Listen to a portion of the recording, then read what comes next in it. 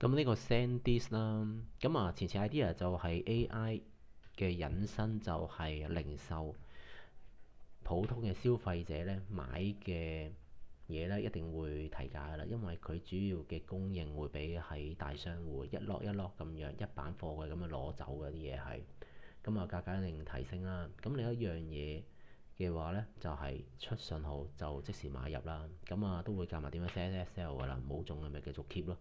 咁啊目標價已經係 set 曬啦。目標價其實好重要㗎，自動生成。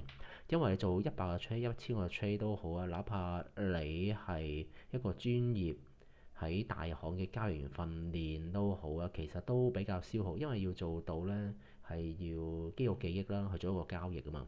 但係我嘅系統啦，一買爆破系統就係直接係做埋呢一件事，即係可生成啊！即係你買咗之後，你好清楚前面嘅道路係嚟緊係賺緊幾多錢嘅，而唔係靠估嘅會係。咁其實2日嘅話就20% 到啦，都好合理㗎啦。咁啊，另外仲有啲軍工股啊，都答符到成件事嘅啦，已經係。咁另外仲有譬如好似最近嘅988啦，咁合理啊，咁一買即賺。